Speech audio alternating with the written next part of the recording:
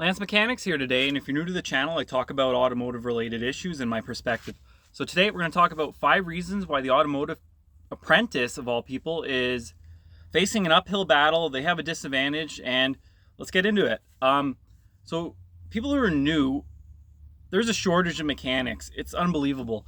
When I went to school, the attrition rate was like 98%. So out of 100 kids, I'm 2 people who stayed in the trade, and honestly, we didn't even stay in the trade. Now that I think about it, I'm now doing heavy equipment, and the other guy's doing truck and coach. So that's 100% of the people that I went to school with are out of the trade. Isn't that insane?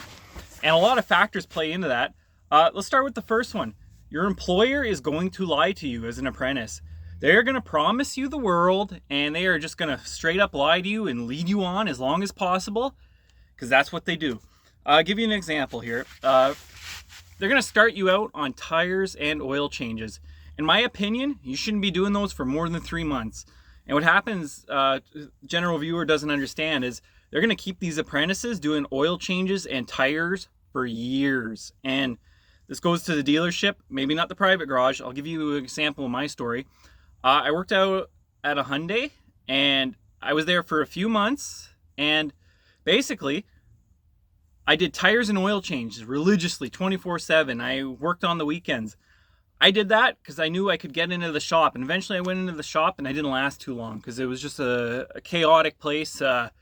Hyundai's a whole different breed of mechanics and an industry and customer base. So I went to the private garage and I started doing less oil changes and tires. I still did them. Every mechanic's going to. But I got to branch out into other things.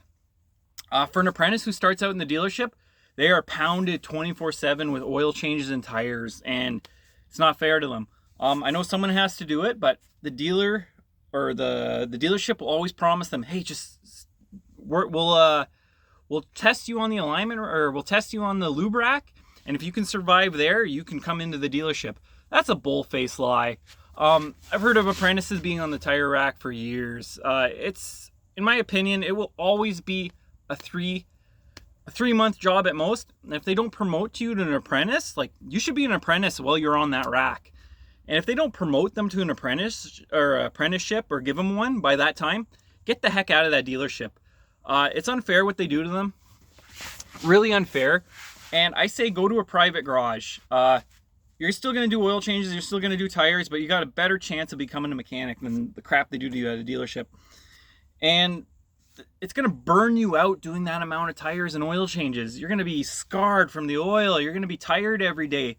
Doing tires is not easy. So the average viewer who isn't a mechanic, I could do 4 sets of tires. It takes roughly 30 minutes or an hour depending on what profile they are. Here in the north, you cannot just do a simple tire swap. You got to grind down rims. You got to grind down the face. You got to apply tire bead sealant. Because if you don't, you're going to have a comeback. It's different in the drier climates, but up here, you just have to do so much more prep to get it done. That's extremely tiring, and to keep up that pace, I could do 4 sets in a day, and that takes a lot out of you. And then you got these young guys who are just doing it full 8-10 hours a day, non-stop. That's tough on the human body. These apprentices burn out very quick from doing that. What I can say. So, where was I? So yeah. They keep them on the tire rack too long. The dealership's gonna lie to them. I got some stories of the one I was at. I can't say much because everybody knows who I am already, and I don't want to get these guys in trouble. They're gonna make insane promises. They're gonna say, I'm gonna give you promotions, I'm gonna give you raises. Just stick it out on this tire rack. Unless you got it in writing, what are you gonna do? Another thing they're doing in apprentices right now is signing bonuses and tool allowances. But the problem is, these aren't like free money for them. They got to stay their full duration at the dealership. It's like I don't want to say the words, but they feel entrapped. There's nowhere for them to go, because if they got like a $5,000 signing bonus to buy tools, they're going to spend it on tools. They're going to spend the money. They're young, they're dumb. Next thing you know, things get sour. It's really bad contracts if you read them. I'm seeing them pop up everywhere right now. That's how desperate the industry is, but they're not doing it right. There should be an incentive, $5,000 at the beginning, no strings attached, But if you manage to get through all 4 of your levels, or you become fully mastered or fully licensed through them, give them a special signing bonus. That will incentivize them. But to hold them over a contract for 4 years over money is incredible. And that's what a lot of these dealerships are doing, and it's unfair. So they're getting lied to, they're getting beat up. There's so much going on. So now I got a little understanding what's going on. Now they're in the shop environment. They may be an apprentice now, and now they got to work in either a garage or a flat rate environment. The other techs are pricks. We can be pricks. There's a lot of ego in the automotive industry. There's a lot of shady stuff that happens, and apprentices can be hard-headed or easygoing, or there's a lot for them to take in. They're going to see things and hear things that's just going to mentally destroy them. I want to give some good examples here. Automotive technicians, we're generally toxic. We come from people who taught us that we're toxic. We deal with toxic coworkers all the time. You try and fight it, but it's very, very hard. So you become toxic over time. So a lot of mechanics will throw these apprentices under the bus. They'll lie, they'll cheat. These apprentices got no foot to stand on because these are master mechanics. And in the dealership's eyes, these guys are making money. Any chance they get, they'll throw the apprentice under the bus. Another unfair thing is they're going to get the shitty jobs. And some people in the comments have talked about this. Let's say you get we'll call them a cheater mechanic or whatever, whoever the dealership prefers. If they're not on gravy work all the time, or they diagnose something that they don't consider gravy, they'll throw these apprentices on these shitty jobs. And I mean, they are absolutely shitty. At the same time, a master mechanic should be doing them. I got really good at sunroofs. I enjoyed doing sunroofs. I can get them out in and out in 3 hours. It didn't matter the make or model. So I enjoyed doing that. I love interior work now and then. But they give it to an apprentice, it would take them 3 times as long. I considered that job, even though it could be stressful and extremely time consuming for other people. I considered that a master level job. A lot of mechanics will not touch that. They'll consider that work below themselves, and they'll do everything they can to get out of that and drop it on an apprentice. So now you got this apprentice who's busting his butt, working hard, and then he gets thrown a job that's probably way above his skill level because someone else considered it crap. What do you do? Apprentices are faced with this all the time. Someone will say, hey, that's how you learn. I'm like, sorry. These are not things you should be putting on apprentices. This stresses them out. This strings them out. Sometimes you just got to give them variety. Like, you're throwing them on recalls and floor harnesses and dashes and all that crap. They will not want to be a technician. You got to give them variety. And in the dealership life, they don't get variety. So yeah, straight off the bat, they're going to be beat. They're going to be mentally stressed. They're going to be lied to. They're going to be treated like dirt. Another thing, what was it? It's coming back to me. Oh yeah.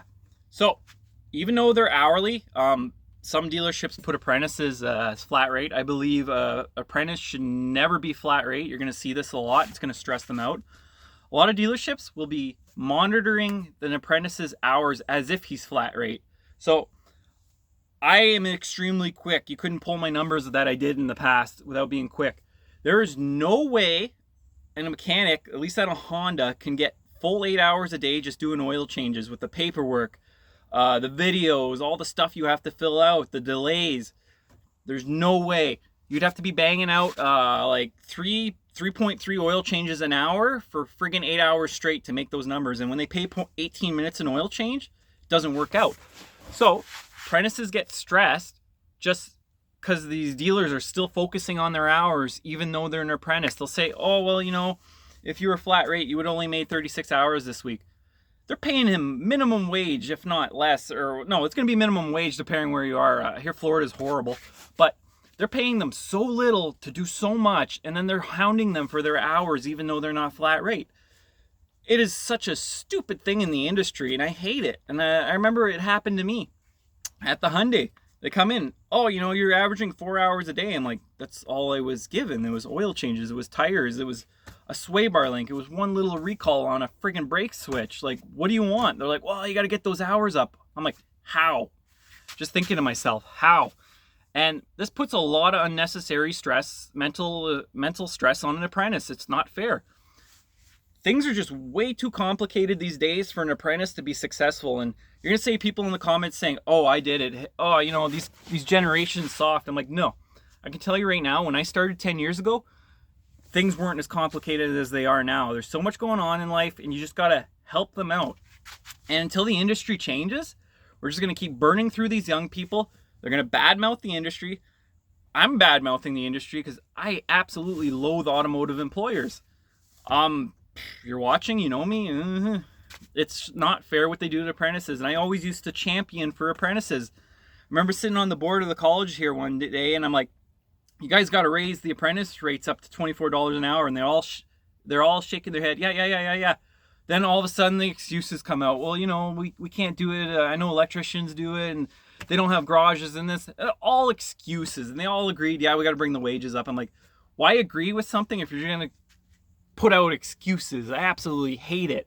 So I'm not even sure if this was 5 reasons. This was just a massive rant.